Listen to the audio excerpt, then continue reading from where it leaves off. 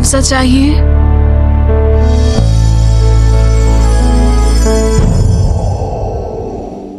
नैना के आंसुओं को देख आनंद पिघल गया। वो सोचने लगा कि वो इन सब के बीच खड़ा क्यों है। क्या उसके दिल में ममता नहीं है? क्या वो पत्थर का बना है? ये सब सोचते हुए वो आगे बढ़ा, अपना रुमाल निकाला और नैना के आंख से निकल चेहरे पर फैले आंसुओं को पोंछने की कोशिश करने लगा। क्यों रो रही हो? आनंद ने नैना से पूछा। आनंद ने इसके बाद नैना की आंखों में देखा, जिसकी घुंघराली पलकें गीली थी, आंखें रो रो कर लाल हो चुकी थी, होंठ सूखकर पीले सूखे पत्तों की तरह मुरझा गए थे और उसका शरीर थोड़ा कांप रहा था। प्लीज प्लीज मुझे पुलिस स्टेशन मत ले चलो। मेरी माँ अभी भी अस्पताल में है। मुझे अपने कर्ज को चुकाने के लिए पैसे कमाने हैं। मैं पुलिस स्टेशन नहीं जा सकती। नैना ने आनंद से कहा। नैना को ऐसे गिड़गिड़ाता देख मानो आनंद को बड़ा गहरा झटका लगा। वो अंदर तक हिल गया और उसका दिल कांप उठा। उसकी शांत आंखों में मानो खून तैर उठा। उसे घबराहट होने लगी, मानो उसके अंदर एक आग लगी है जो उसे सांस नहीं लेने दे रही। आनंद उन पन्नों के बारे में सोचने लगा जिन पर उसने अपने अनुभवों के बारे में लिखा था। बर्फ के तहखाने में गिरने की तरह उसका दिल मानो कहीं अटक सा गया। वो सोचने लगा कि ये लड़की अभी केवल 20 साल की थी, भोली और सुलझी हुई थी, लेकिन उसने दुनिया में सभी कठिनाइयों का सामना किया था। सौभाग्य से ये कठिनाइयां भी उसके हौसले को हिला नहीं सकी और वो अभी भी वही सख्त लड़की थी जिसे उसने याद किया था। लेकिन वो जानता था कि दिल जितना नाजुक होगा, बाहरी रूप से उतना ही मजबूत और तेज होगा और ये उसका सुरक्षात्मक कवच हो सकता है। आनंद ने नैना के बारे में सोचा। इसी बीच नैना की आंखों से आंसुओं की कुछ बूंद आनंद के हाथों की उंगलियों पर आ गिरी। उंगली पर अचानक गिरी इन बूंदों ने जैसे उसे डरा दिया। उसका दिल दहल उठा। आनंद को इस तरह अचानक चौंकते हुए देखकर नैना और ज्यादा घबरा गई। उसने घबराते हुए आनंद को चुपचाप तिरछी नजरों से देखा। उसके होंठ कांप रहे थे और चेहरे पर निराशा और हताशा साफ दिखाई पड़ रही थी। फिर भी नैना ने बहुत हिम्मत जुटाते हुए आखिरकार पूछा कि तुम्हें क्या मुआवजा चाहिए? आखिर मैं वही दे पाऊंगी जो मेरे पास है।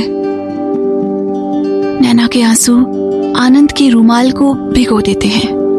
आनंद सब देखते हुए भी कुछ नहीं कर पा रहा है, लेकिन हाँ, वो चुपचाप अपने मन में सवाल जरूर करता है। क्या ये लड़की पानी से बनी है? उसके पास इतने सारे आंसू क्यों हैं? फिर आनंद ने अपनी नम पलकों को आधा बंद करके गहरी और कर्कश सी आवाज में कहा, चिंता मत करो, मुझे कोई मुआवजा नहीं चाहिए, ना ही मैं तुम्हें पुलिस स्टेशन भेजूंगा। सच में? नैना बहुत खुश और आश्चर्यचकित एक साथ हुई। हालांकि अगले ही पल वो सोचने लगी कि इसका क्या मतलब था कि वो ना तो मुआवजा चाहता है और ना ही उसे पुलिस स्टेशन भेज रहा था। क्या वो इसे अपने तरीके से हल करेगा? क्या वो एक चमकदार चाकू से उसे मारने वाला था या उसके सिर को कलम करने की योजना बना रहा था? ऐसी सोच गलत है। उसने जो कुछ सोचा वो एक कल्पना मात्र है और कुछ सही नहीं है।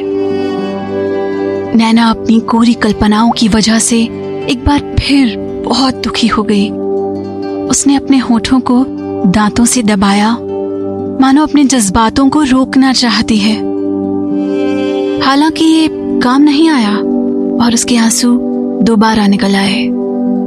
आंसुओं को बाहर बहते देख आनंद ने अपना सिर पीट लिया। वो नहीं समझ पा रहा था कि अब वो क्यों रो रही है, जबकि उसने स्पष्ट कर दिया है कि ना तो वो उसे जेल भेजेगा, ना ही कोई मुआवजा लेगा। क्या ये खुशी के आंसू हैं? आनंद ने सोचा। देखो, मैं जानती हूँ कि तुम एक गैंगस्टर हो और माफिया हो, लेकिन मैं अपने हाथ पैर नहीं गंवाना चाहती। क्या कोई और तरीका है जिससे मैं भरपाई कर सकती हूँ? नैना ने अपनी कल्पनाओं से बाहर एक और सवाल निकाला और आनंद की तरफ उछाल दिया। आपको लगता है कि मैं माफिया हूँ? वो अपने दिल में सवाल कर रहा था और फिर आनंद ने नैना से भी आश्चर्य में आकर पूछा।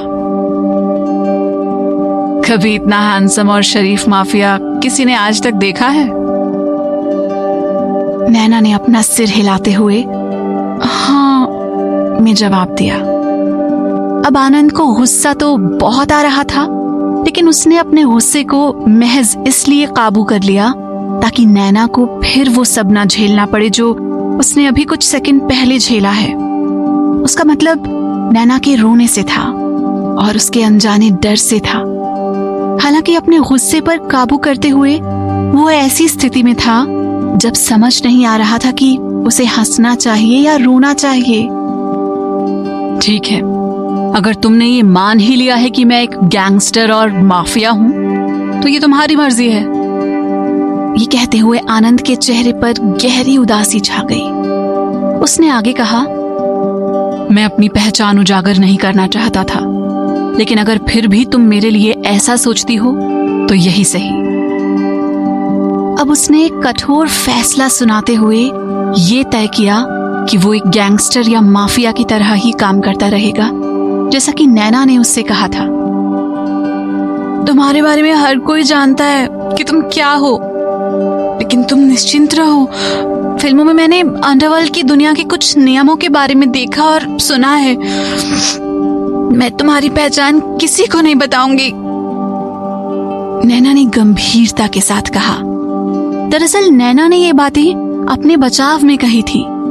वो सोच रही थी कि उसे आनंद की असलियत का पता है और अपनी वास्तविक पहचान उजागर होने के डर से वो उसे मार सकता है। नैना की ये बातें सुन आनंद ने फनी और असहाय दोनों महसूस किया।